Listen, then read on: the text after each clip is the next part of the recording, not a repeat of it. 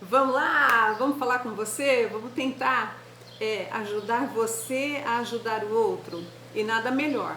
No fim das contas, você viu que ajudou e você está bem porque você foi blindado nessa ajuda, você foi preparado e não se machucou nisto. Agora, se você já passou por situações que foi ajudar alguém e saiu lascado, não fica triste não. Isso não é motivo para você desanimar em ajudar o outro. Isso não é motivo para você falar assim, ó, não vou mais ajudar. Não faça isso não, porque é tão gostoso, né? A ciência já provou que quando a gente ajuda alguém, vem um bem-estar, né? Porque hormônios são liberados quando a gente faz o bem para o outro.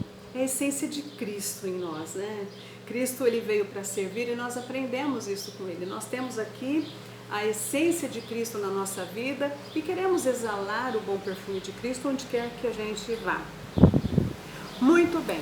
Olha, você fique à vontade. Se você quiser passar essa mensagem para alguém, se ela de alguma maneira te abençoou, se ela te ajudou de alguma maneira, passe, encaminhe essa mensagem para alguém, para essa pessoa também ter um norte, ter uma base aí do que ela pode fazer para se manter ajudando o outro e ao mesmo tempo trazendo benefício para ela, tá bom?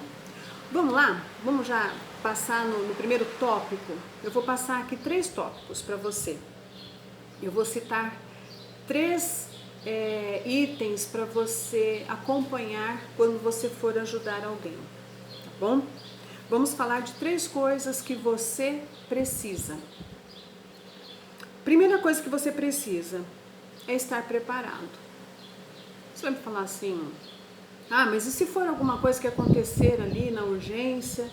Você precisa saber se está ou não preparado, tá bom? Estar preparado é uma das maneiras também de você identificar o seu chamado. É uma das maneiras de você avaliar se os seus conhecimentos, se a sua aptidão adquirida já são suficientes e se você está realmente liberado para fazer alguma coisa. Precisamos de licença de habilitação, por exemplo, para dirigir um automóvel. Nós precisamos de uma carteira de motorista. Uma pessoa que queira pilotar um avião, ela precisa ter uma licença, né, um brevet, é um título que dá a ela que é o atestado que ela está capacitada de pilotar aviões. Observe que esses 2 exemplos que eu citei tratam-se de exemplos de condutores, ou de automóvel ou de avião. Ou seja, eu dei esses exemplos mesmo porque foi proposital essa maneira de abordar esse assunto, porque tanto carro quanto automóvel você está nele. Quanto carro quanto automóvel não, tanto carro quanto avião você está nele. Seja no carro dirigindo, quanto no avião pilotando. E você está nele e você está conduzindo pessoas. Então quando fala de ajudar o outro, de ajudar alguém, a gente logo imagina pessoas sendo conduzidas por alguém. Alguém está ali no comando, seja o piloto ou seja o motorista. E assim como na questão terrena é necessário ter licença, ter permissão para fazer algo, no mundo espiritual não é diferente. Quando nós vamos fazer algo para ajudar alguém, nós precisamos detectar se estamos preparados para isto ou não. Tá? Então a primeira coisa que precisa é estar preparado, é saber se você está habilitado para aquilo. Por exemplo, numa indústria, vamos falar de metalúrgica, né, que existe aí a necessidade de tanto o soldador, o caldeireiro, o ajudante geral, existe a necessidade dessas pessoas estarem com EPIs, que são os equipamentos de proteção individual, que vão aferir a ela proteção física, integridade ali, seja questão auditiva, seja até uma botina com aquela ponteira de aço, a pessoa vai estar se protegendo para estar trabalhando ali de alguma forma, seja como ajudante ou não. Essa pessoa ela vai adquirir conhecimento do que ela vai fazer, ela vai adquirir explicações do que ela pode ou não, onde ela pode ou não entrar ali e os equipamentos que ela vai usar. Então isso gera para ela uma segurança na hora dela agir. Não importa se ela está sendo um ajudante. Às vezes você vai trabalhar em algum lugar ministerialmente falando e você vai começar ajudando. Você vai começar ali acompanhando. De repente você vai fazer uma visita, você vai observar a pessoa que está encabeçando essa visita, esse aconselhamento, e você vai observar o jeito que essa pessoa conversa, você vai adquirindo experiência. Todo mundo começa, de alguma forma ela começa do começo, não tem outra maneira. Quando eu falo sobre isso nas ministrações, eu gosto muito de dar o exemplo de Eliseu e Elias, né? Eu gosto muito de apontar esse exemplo. E eu lembro que ele disse assim, você só vai me ver subindo na carruagem. Eliseu precisou estar olhando, ele precisou estar acompanhando. Ele viu quando ele foi subiu na carruagem de fogo e ele viu a tomada dele, né, a subida dele. Mas isso não foi a única coisa que ele viu, ele acompanhou ele no dia a dia. Então, primeira coisa é estar preparado. E para estar preparado, você precisa andar com pessoas que já rodaram, pessoas que já caminharam, pessoas que adquiriram experiências, pessoas que já levaram suas lambadas, não é essa expressão que a gente usa? E é por aí mesmo, tá? Bom, a primeira coisa, como eu já disse, é estar preparado. A segunda é conhecer o seu território. Eu já vou começar com um exemplo, porque é interessante isso. Às vezes a gente vai tão afoito, né, com tanta euforia para ajudar alguém, e a gente acaba atropelando as coisas. Eu me lembro de uma vez que eu presenciei um acidente de moto e a pessoa estava ali no chão, ferida, né, esperando socorro, e o resgate chegou. Só que na hora que o resgate chegou, um familiar do acidentado começou a brigar com aquele que havia provocado o acidente. E o negócio foi tão sério que eles começaram a se atracar fisicamente. E o resgate então chegou e eles não desceram da ambulância. Não desceram, eles anunciaram, antes de descer, eles anunciaram que eles só iriam sair da viatura, da ambulância, para socorrer a vítima se acaso os ânimos se acalmassem. Naquele momento, eu observei a cena e falei, gente, é uma verdade. O socorrista, ele estava ali, olha, o próprio nome já diz, ele estava ali para socorrer a vítima. E se dentre aqueles que estavam brigando, alguém sacasse uma arma, alguma coisa e colocasse em risco a integridade dele, do enfermeiro, do médico que estavam ali na ambulância? Afinal de contas, eles foram ali para prestar um socorro físico e não para reagirem a uma desinteligência, uma diligência policial. Eles não eram policiais, eles eram profissionais da área da saúde, né? Então, o que é interessante nisso, o que vale lembrar, é que você precisa conhecer o seu território, você precisa conhecer onde você está entrando. Você precisa saber se o que você vai fazer ali é algo que vai trazer benefício para a pessoa e ao mesmo tempo um bem-estar para você. Porque toda vez que você promove uma situação que você fala, puxa vida, hoje eu fiz isso, eu socorri uma pessoa, eu fiz um aconselhamento, eu ajudei alguém a decidir numa decisão delicada, no final das contas você vê que você fez a coisa certa. Então aí, o que é gostoso nisso tudo é você saber identificar qual a sua área de atuação. Se aqueles socorristas tivessem saído dali e ido ali ao chão para socorrer a vítima e houvesse algo mais sério, eles colocariam em risco não só a vida deles, como da própria vítima que estava ao chão. Isso vale para todas as áreas que a gente for atender alguém, socorrer alguém. Eu vejo muito disto, eu vejo muito nos ministérios, pessoas que não são competentes para atuarem naquela área e acabam indo para quebrar um galho, vamos nós mesmos, porque só tem a gente aqui, e às vezes dá ruim, porque não é a área da pessoa. Isso me lembra daquele versículo, né? A seara é grande, mas poucos os ceifeiros. Talvez, quem sabe, nós podemos, através desse tópico aqui, já levantar uma oração, pedir a Deus que levante. Foi o próprio Jesus quem disse, né? Ore para que venham mais trabalhadores, ore para que Deus levante mais pessoas para ajudarem. E intercessão é algo que todos nós podemos fazer. Quando você detectar algo que está defasado, que está uma sobrecarga, por exemplo, para um líder, você orar para que Deus intervenha, para que Deus levante pessoas habilitadas, né, pessoas preparadas para estarem realmente lidando com esta situação.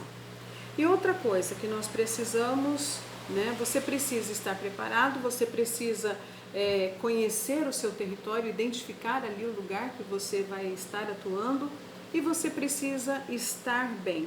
Quando eu digo estar bem, é estar bem de modo físico, mental, espiritual, em todas as áreas. E como estar bem? Você só conseguirá ajudar alguém se você estiver em condições para isso. Você só vai conseguir socorrer alguém se você se socorrer primeiro. Eu vou dar um outro exemplo. Eu gosto muito de exemplo porque fica mais fácil de você captar aí a essência da mensagem. Você pode observar que, por exemplo, num voo, você está dentro de uma aeronave, o comissário de bordo ali, as primeiras orientações que você recebe quando vai iniciar um voo, antes até da decolagem, as instruções que se der algum problema, alguma pane na aeronave, tiver algum problema em voo, vão cair as máscaras de oxigênio. O que eles falam em primeiro lugar? Coloque em você e depois na criança. Isso me lembra também quando fala primeiro socorrer você, depois colocar na criança, me mostra que, em primeiro lugar, você só vai socorrer o outro, obviamente, se você estiver acordado, se você estiver em condições de fazer isso. E me mostra também maturidade, porque uma criança ela não vai saber como fazer. Uma criança ela não vai saber como socorrer um adulto. A criança ela não tem esta habilidade, conhecimento, tranquilidade para fazer isto.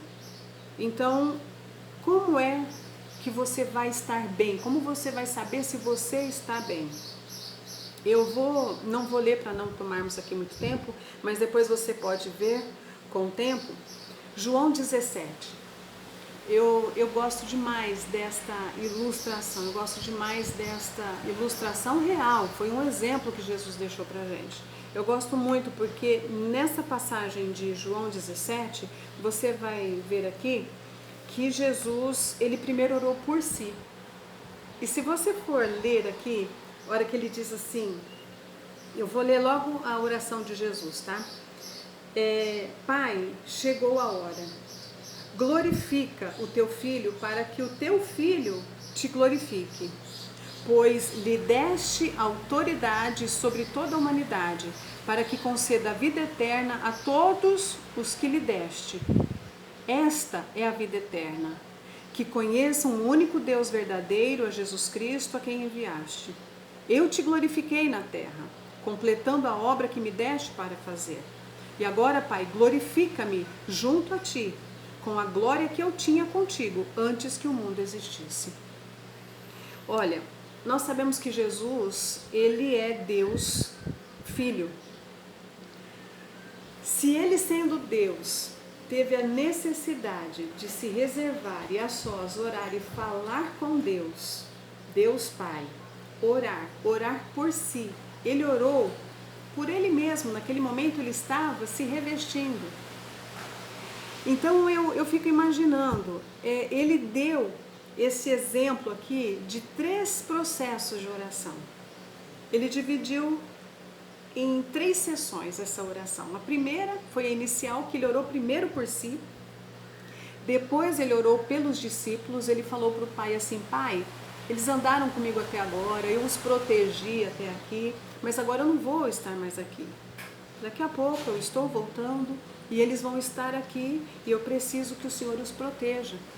Ele começou a orar pelos discípulos, por aqueles que ele acompanhou, por aqueles que ele ensinou. E depois ele orou por mim e por você. Ele, lá nessa terceira parte da oração, está assim, olha, Jesus ora por todos os crentes, por todos aqueles que haveriam de acreditar nele, por todos aqueles que haveriam de ouvir a mensagem da salvação, aceitá-lo como Senhor e Salvador. Então, ele passou por 3 etapas nesta oração. Primeiro, ele orou por si. Então, o que eu quero sintetizar nesta mensagem aí para você é que você entenda que você precisa passar mais tempo diante de Deus e falar de você, falar de vocês. Sabe? Que você invista mais tempo de oração. Quando você estiver mais tempo de oração, não tem outra forma de você ter intimidade com Deus a não ser reservadamente. É o seu momento de oração, de intimidade com Ele, intimidade com a palavra do Senhor. E quando você passa mais tempo na oração, você vai saber se você está preparado. Sabe, não é ninguém que vai chegar e tentar te convencer, não, pode ir, pode fazer, você já está apto para fazer, vai. Alguém pode até te impulsionar, às vezes você está um pouco fragilizado e Deus usa alguém para falar, não, vamos lá, vamos adiante, vamos prosseguir. Mas a consciência real de que você está preparado é através da intimidade, você falando a sós com Deus.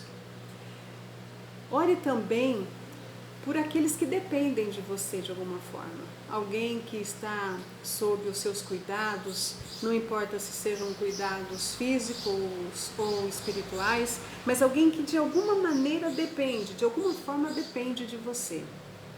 Ore por essas pessoas. E uma dica que eu digo assim, que eu gosto de chamar muito, por questão de importância, chamar a atenção nesse sentido é: tome cuidado com a sobrecarga. Estar preparado e conhecer o território que você vai trabalhar é importante. E estar bem também é importante.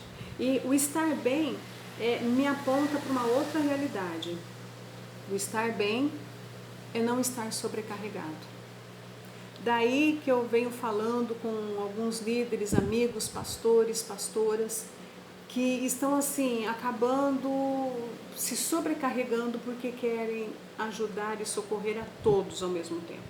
E acabam se descuidando de si mesmos.